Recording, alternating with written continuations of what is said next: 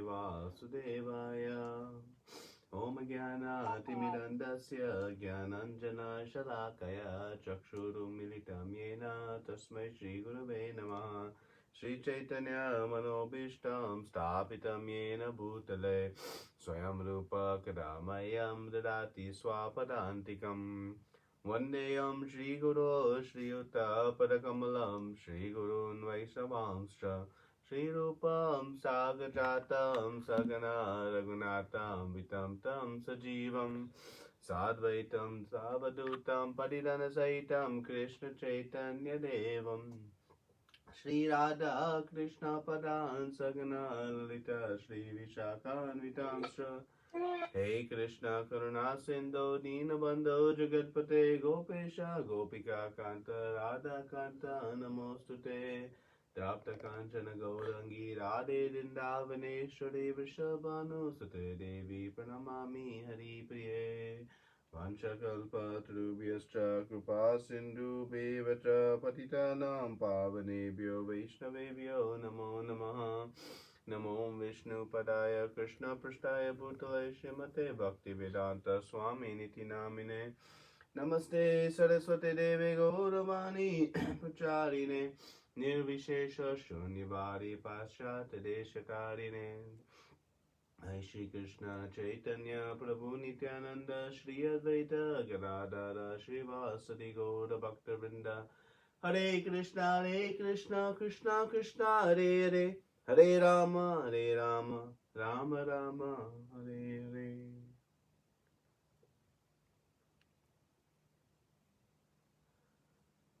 Hare Krishna. So welcome to our continued study of the Bhagavad Gita, this most glorious Shastra, and we're studying under the shelter of Srila Prabhupada. Chapter number 10. The title of chapter number 10 is The Opulence of the Absolute. So, Krishna's opulences are very, very interesting for us. And Krishna is slowly but surely building our faith in devotional service and to surrender to Him. That is going to be His conclusive instruction to us. Sarva dharmam parityaja mamekam sharanam vraja, that you abandon everything and surrender to Him. And so at the end of chapter 6, he declared very clearly that Bhakti Yoga is the best and most highest of all practices. But up to that point, he didn't yet say why or how to do it. But he established Bhakti is the clear process.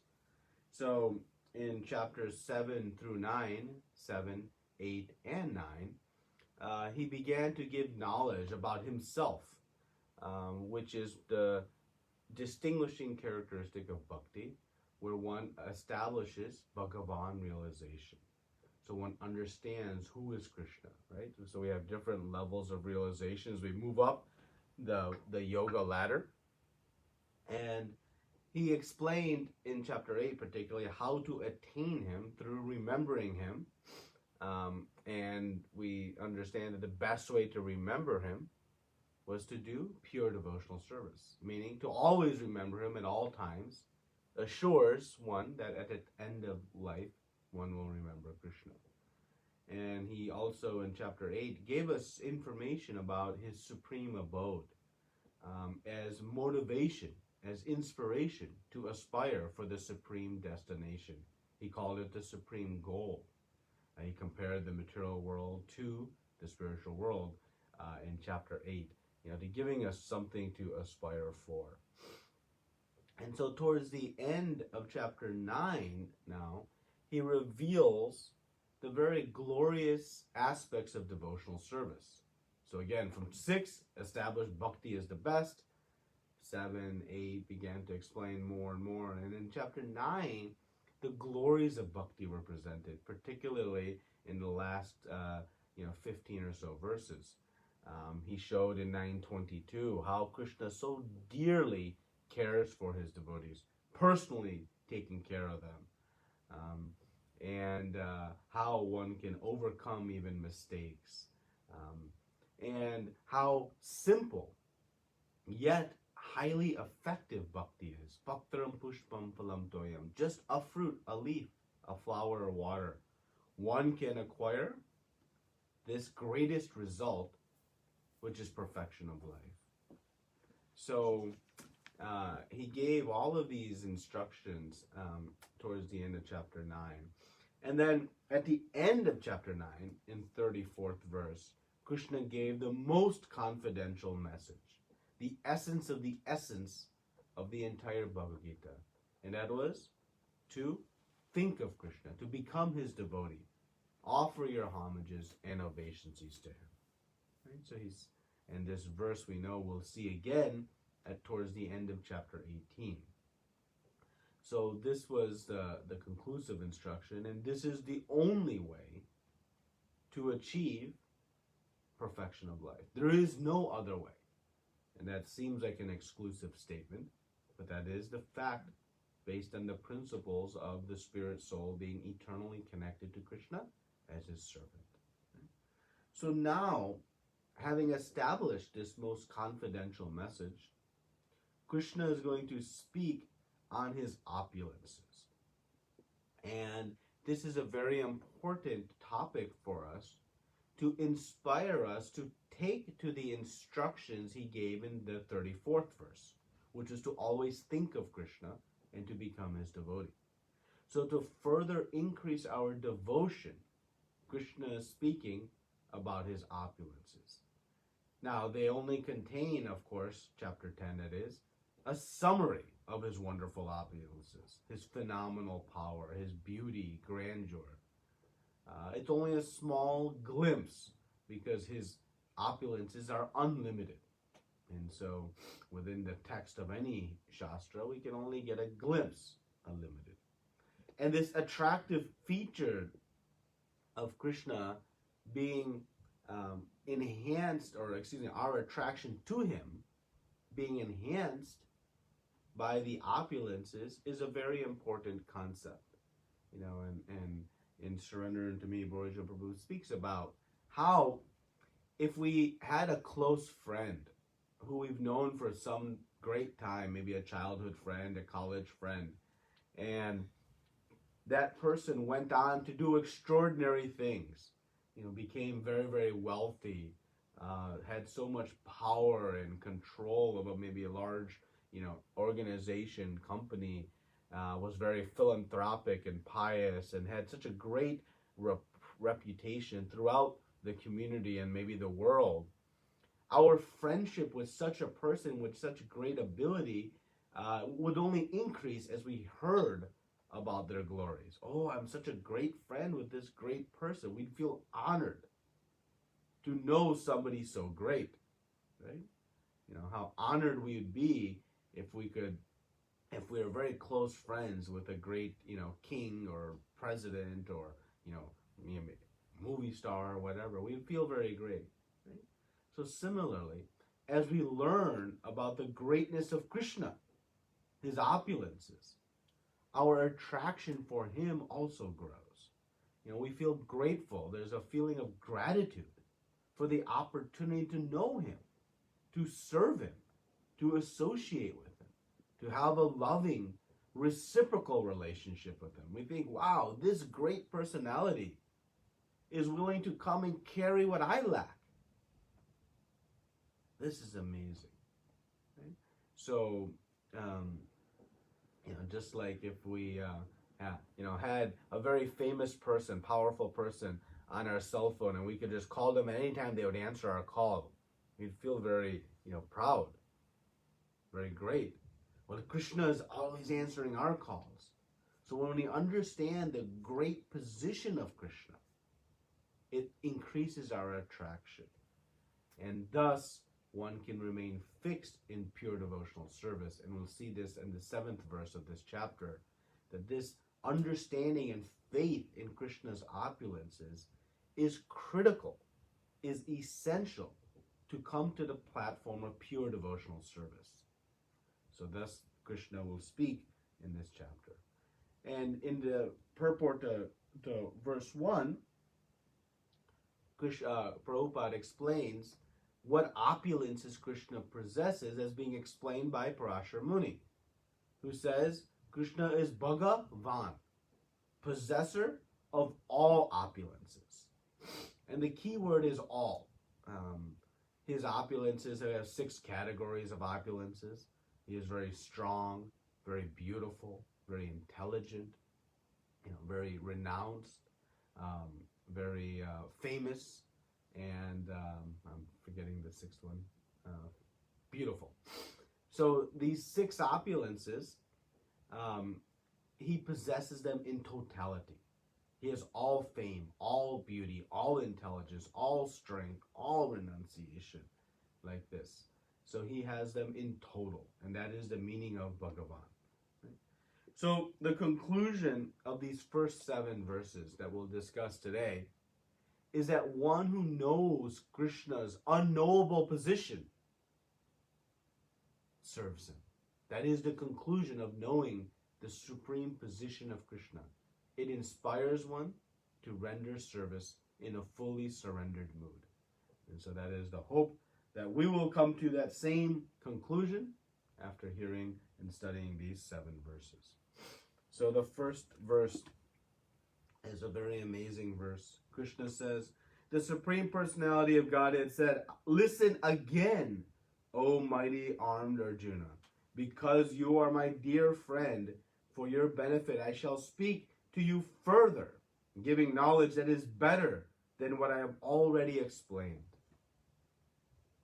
Now, Krishna has already concluded the chapter entitled The Most Confidential Knowledge. And he is saying, listen again. There's almost the same verses in chapter 9 saying why he is going to speak to Arjuna. And what was Arjuna's qualification here? Because he is a friend, not being envious. But Krishna is saying, better than what I've already explained. So this must be some very important topic. So Krishna is beginning this chapter, establishing, quite the very great importance of what he is going to speak. Because he's already spoke the most confidential knowledge. That was last chapter. We have heard the essence of the Bhagavad Gita in the last verse. But this is even better than what I've already explained, Krishna says. Right? So why Krishna is speaking? Because in the last verse, 934, he spoke to Arjuna to become his devotee. How devotion is the goal of life. And now he wants to increase Arjuna's faith, conviction, his devotion. And thus he is speaking these verses. So in chapter 7, Krishna speaks about his energies and how they act to establish devotion with firm conviction that we are fully dependent on Krishna, right? We understood that Krishna is the essence of everything. He is the present everywhere and the controller. And thus, it established that we are fully dependent on Krishna, right? So that has been established already in chapter 7, our dependence. And the only conclusion of knowing our dependence on Krishna is to serve him. Just like a child who's fully dependent on the support of mother and father for their livelihood, their life, has no other option but to serve their parents. So similarly, knowing what we heard in chapter 7, the conclusion is to serve. But now, when we understand Krishna's opulences, our attraction to Krishna will increase. We'll have even more faith to surrender.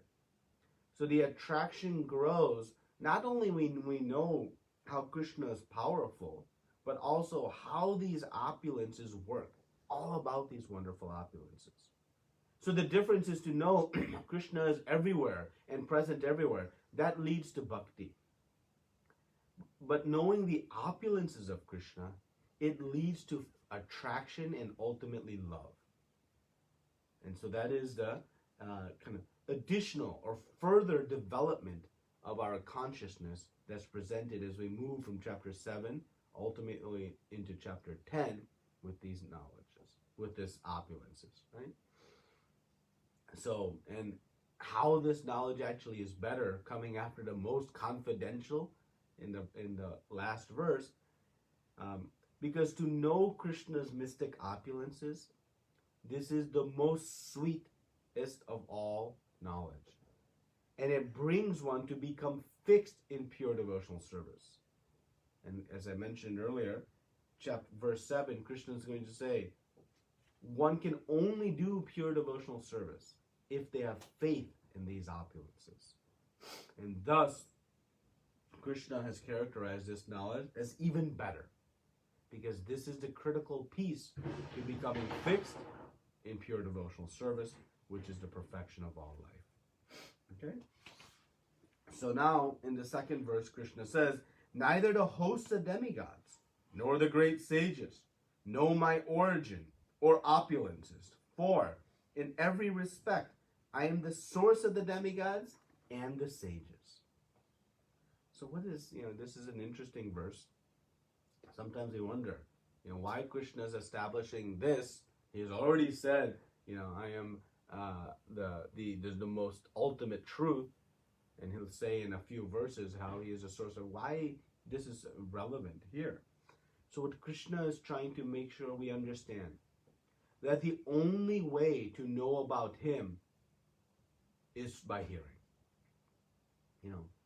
How can one know about the supreme source by one's own ideas? If even the great demigods and the great sages cannot know, then what about us? Right?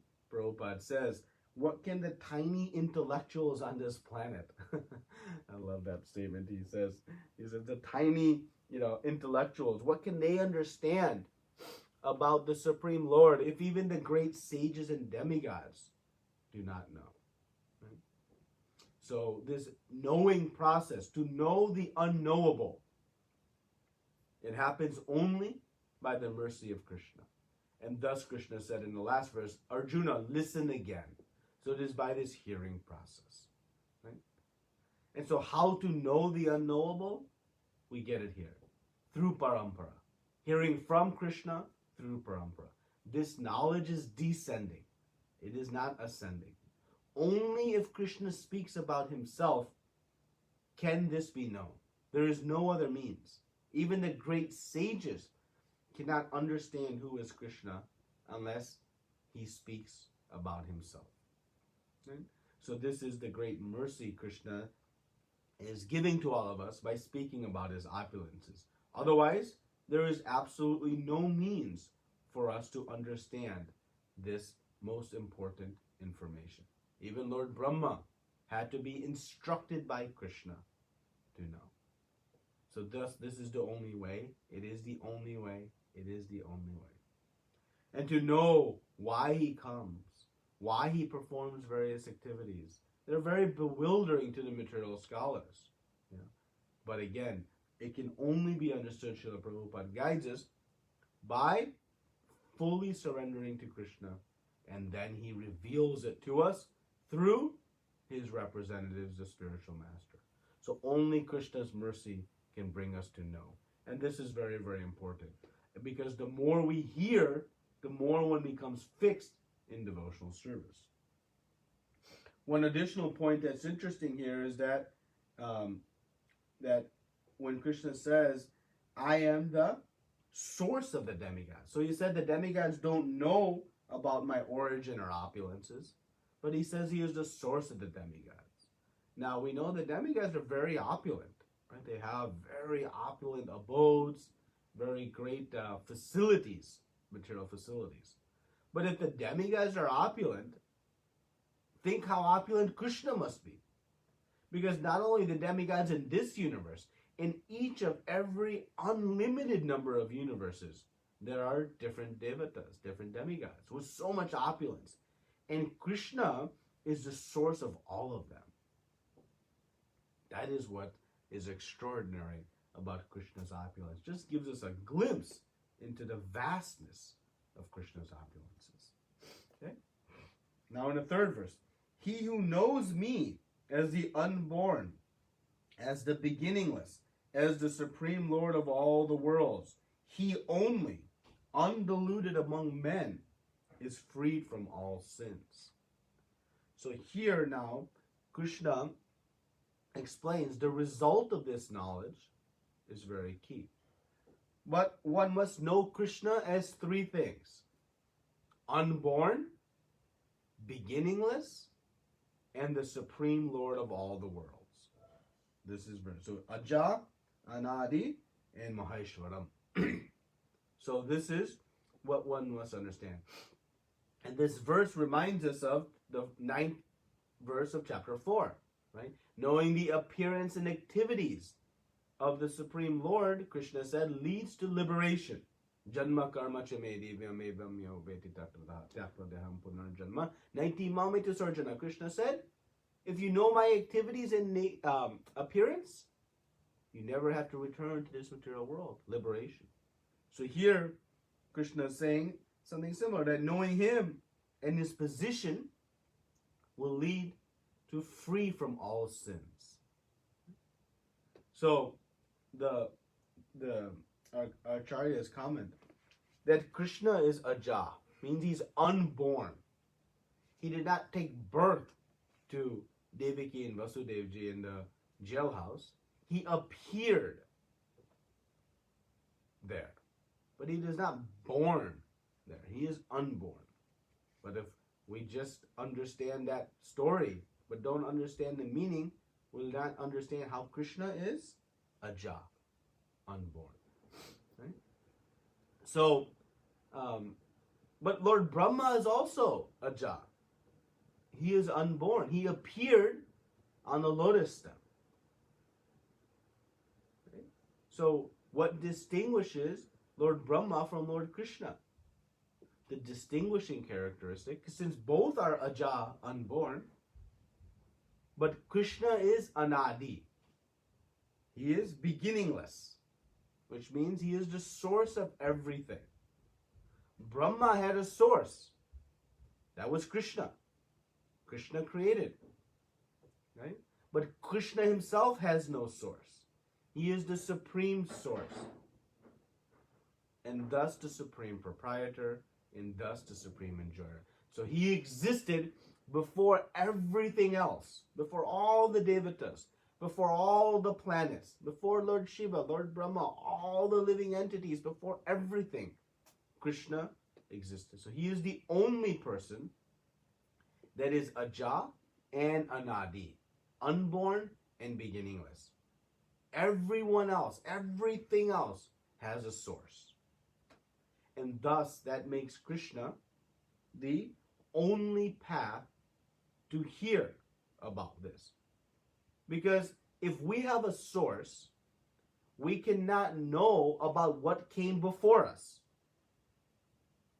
Right? But Krishna has all knowledge because there's nothing before him. But for us, we don't know what happened before our appearance. Right? When Lord Brahma appears on the lotus stem, he doesn't know what happened before, how he came on that lotus stem, how he appeared in this universe, because there were some activities that occurred before him. Just like, we give the example, a child that cannot know by their own understanding what their parents did in their childhood. Why? Very simply, they weren't there. They were not there, so they cannot know. The only way to know what their parents did in their childhood is to hear from them. So similarly, the only way for us to know about Krishna's opulences is to hear from him. Because we were not there at the beginning of creation. We are not Anadi. So only Krishna has this knowledge. And by our own endeavors, with our limited abilities, we'll have no scope to understand. Right? So this is the only way to acquire all and complete knowledge. So how to get this knowledge? Prabhupada explains in the purport that it comes through Guru, Sadhu, and Shastra. Right? Guru is a representative of Krishna, empowered with this knowledge from his Guru, and from their Guru, and their Guru, ultimately from Krishna. So hearing from Guru is as potent as hearing from Krishna directly himself. So when we say we can only know from Krishna, by hearing from the bona fide spiritual master coming in parampara, that knowledge is revealed to us. Hearing from that empowered representative of Krishna.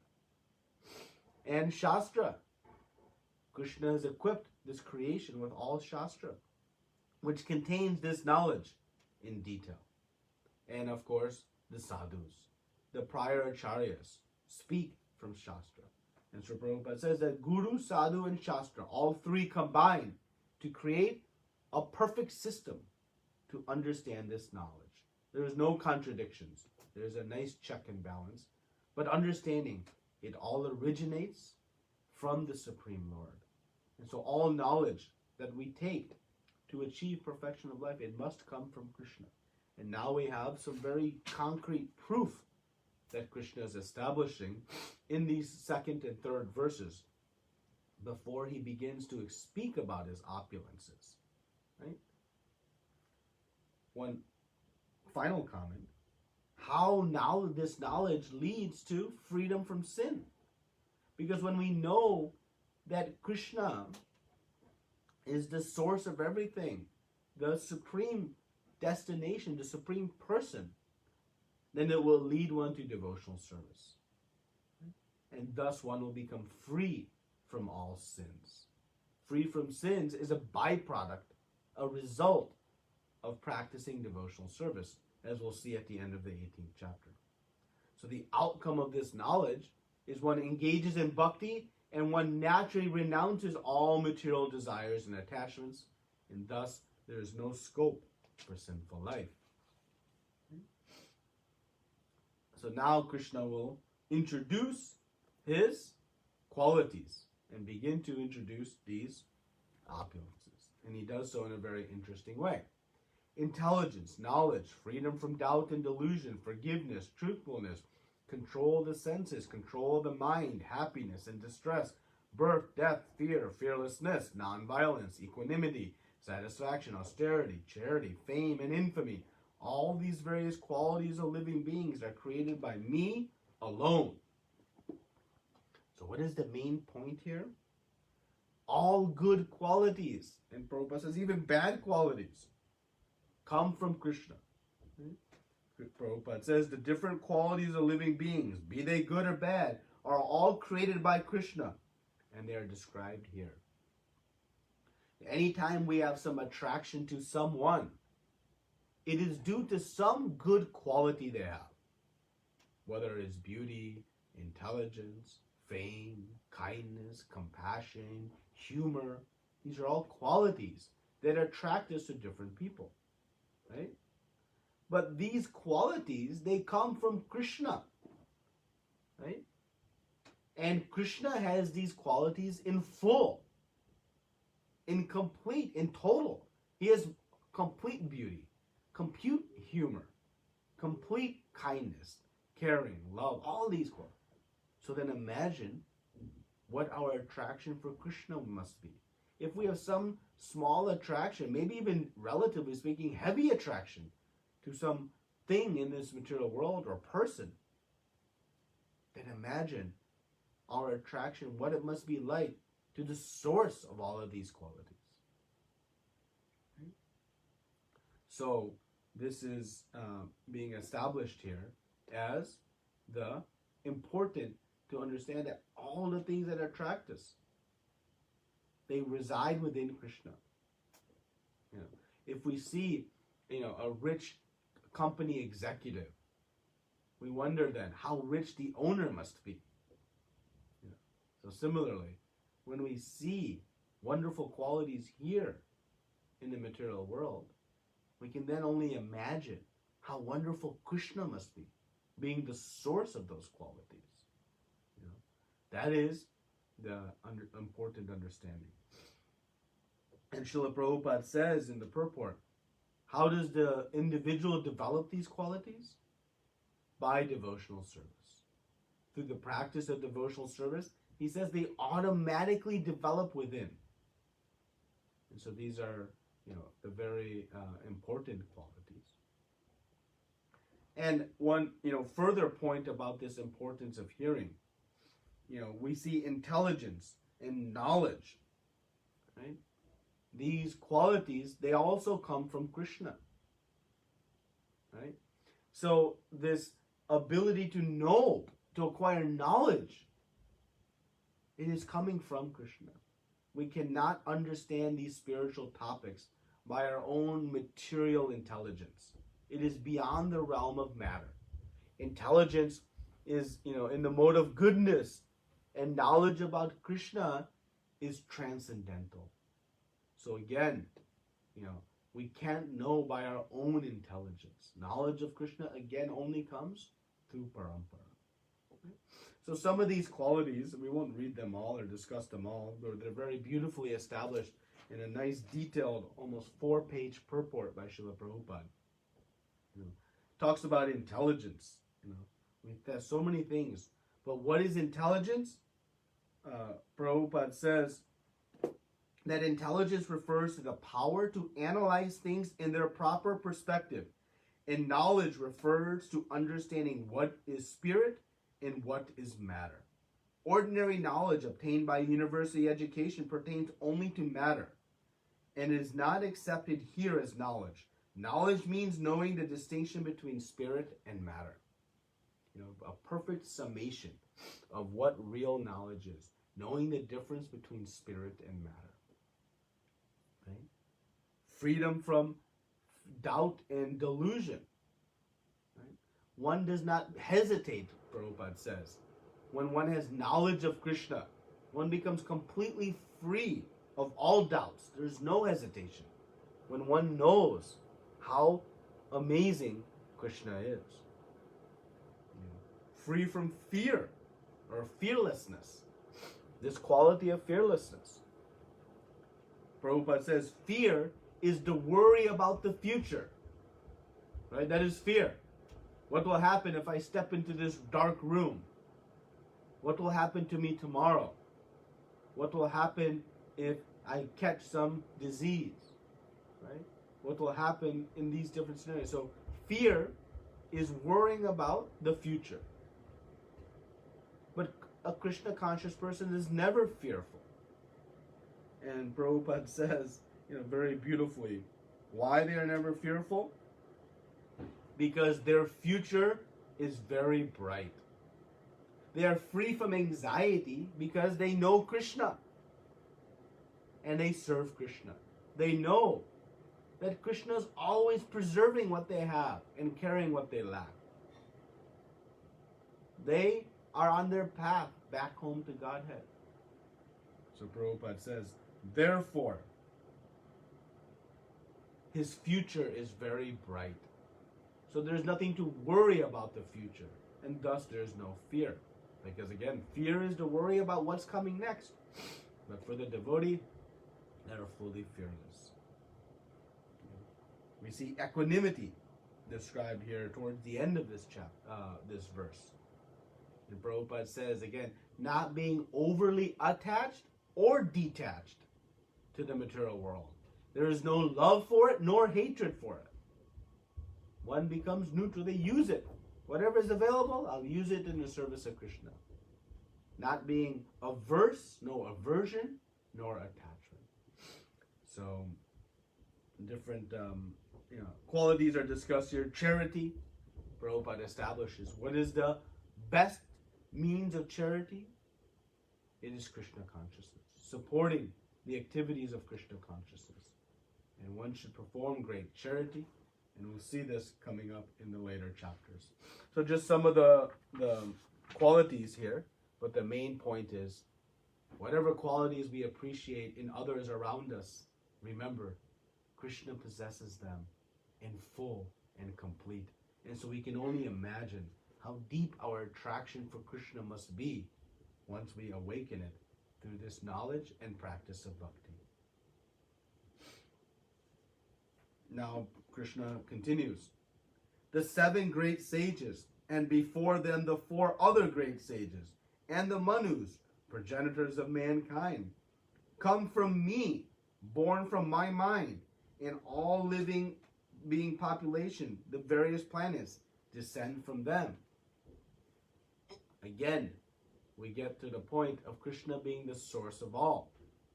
The byproduct cannot know the source, right? We can only know what we create, but not about what was created before us. So even the great sages, the Manus, they are created by Krishna. And the great sages, the important distinction here, the great sages, they're very, very pure. They've done great tapasya, very pious. They have been there from the beginning of creation. Krishna says they, along with the Manus, are responsible for all progeny, all offspring in this universe. So exalted. But even they can't know about Krishna without hearing. While they are here at the beginning of this material creation, they were not there at the beginning of total creation. Right? So, the key word here is not being able to know on one's own efforts. Must approach Paramparan here. So we see this repeated theme. Right? That is the summary of these, verses 2 through 6. If you had to summarize it all, a creation cannot know its own source, and thus one must hear to know the opulences. To know the unknowable position of Krishna, one must only hear from Krishna. Right? So these are the great 11 sages and the 14 Manus. Prabhupada says these 25 combine to explain everything. To be the source of all creation, of progeny. Okay? Now the final verse. One who is factually convinced of this opulence and mystic power of mind engages in unalloyed devotional service. Of this, there is no doubt. So now we get the reason why knowing these opulences are so important, so critical to us, why we should study this chapter with great sincerity. Because we've been hearing about pure devotional service, specifically from chapter 8. How doing service, ananya bhakti, with no other deviation of thought, undeviated in consciousness, is the best means for attaining the Supreme. We have heard about pure devotional service in chapter 9, its glories, how Krishna reciprocates with his undeviating devotee by carrying what they lack, preserving what they have. We heard the activities of the pure devotee, patram pushpam phalam toyam. How even the pure devotee, even if a mistake is made, can be overcome. Of course, the pure devotee is free of all mistakes. And now, Krishna says, how to come to that platform? One must have faith in the opulences. And this is why this knowledge is even better than what has already been spoken. Because to come to the platform of pure bhakti, one must have faith in these opulences. One becomes fixed in unalloyed devotional service. Right? So when we hear with faith and without envy, we can then understand. Because until we are convinced of Krishna's opulences, one can't do pure devotional service. Why? Because until we know Krishna is the origin of all, we'll think there might be something else to do. And thus we won't be exclusively fixed in devotional service. We may worship some other personalities, we may have some other desires, but until we know Krishna being the source of all, then one will be bhakti. And Prabhupada explains in the purport that one should have the details. The details are key. Not just knowing that the Supreme Lord is the source of all, but having the detailed understanding. Then that faith will build. Okay? Because if we know how Krishna is great, not just that he is great, then we'll naturally surrender. There'll be no other outcome. But if we don't fully surrender, then we'll do service to Krishna, when we want something in return. It'll be mixed bhakti. Right? But to be able to do service with nothing in return, expecting nothing in return, one must be surrendered and knowing that Krishna will provide everything. So the more we learn about the greatness of Krishna, the deeper we're able to surrender without expectation. When we know he has these amazing opulences, it becomes clear there is no other outcome, no other thing we can surrender to. And not only will we surrender to Krishna because there's no other choice, but more importantly, out of love. When we see how loving Krishna is, how amazing he is, how beautiful and wonderful qualities he has, the surrender will come in the mood of love. Not only because there is no other choice. And that is the amazing part. Because is it hard to surrender to somebody who loves us and has more potency and power than even our own parents? It becomes very easy. Once we know how perfect and amazing Krishna is. Right now we are maybe attracted to so many things around us which deviate us from pure bhakti. But when we know whatever attractive feature resides within the material attachments we have, when we understand those reside in full in Krishna, then we'll quickly renounce all those material attachments and come to the platform of serving Krishna exclusively, and thus have pure devotional service as our only existence, our only activity. But it takes faith in these opulences.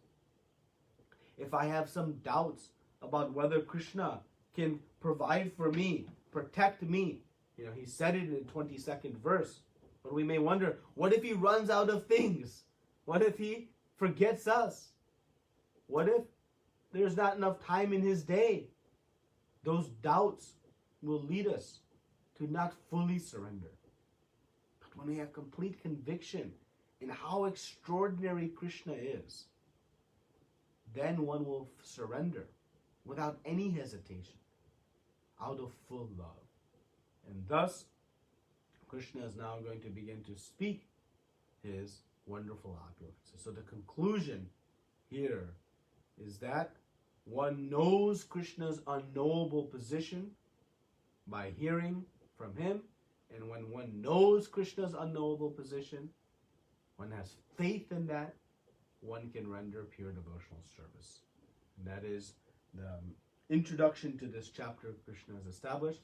And now in the next 4 verses, we'll discuss next week, we'll begin the Chatur Shloki verses, the 4 verses that contain the summary of the entire Bhagavad Gita, and then Krishna will begin discussing his opulences. So this is chapter 10, verses 1 through 7. Thank you very much. Srila Prabhupada ki Jai, Ananta Koti Vaishnavinda ki. Any questions or comments?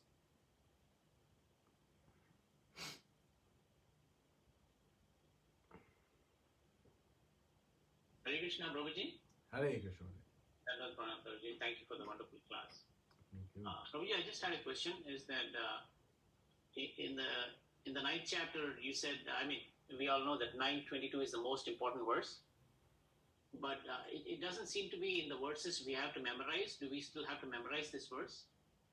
No, 934 we said it was the essence of all verses. 922 is a very important verse in that it establishes and builds our confidence in doing devotional service, because we understand how Krishna is preserving what we have and carrying what we lack. But it is not one of the memorization verses, but it is an important verse. Again, if we tried to have all the important verses memorized, we would have too many. Right. That is beyond our capacity. But it is a very important verse, but not one of the memorization ones. Okay, Prabhu. Hare Krishna. Hare Krishna. Thank you, Prabhu.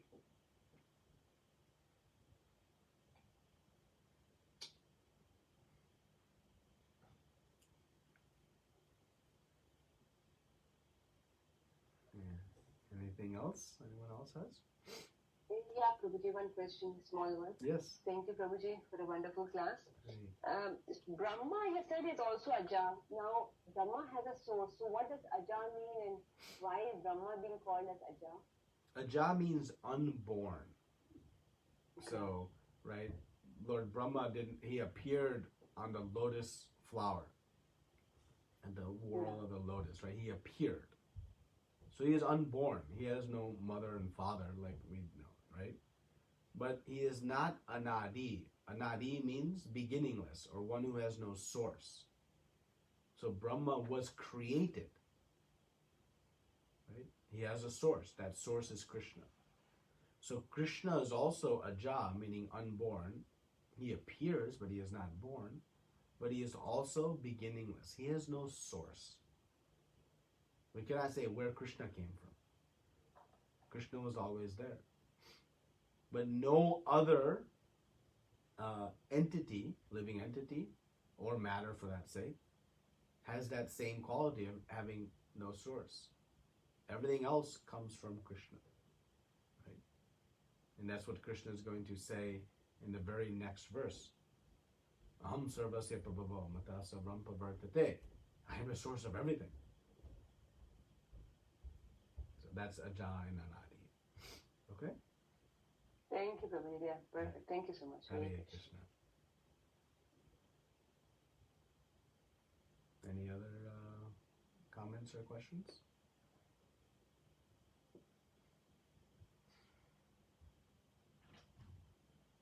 Okay. Well, if not, then next week we'll discuss chapter 10, continue from chapter 8. Thank you very much. Srila Prabhupada ki jai. Ananta Kota Vaishnava Vrinda ki jai.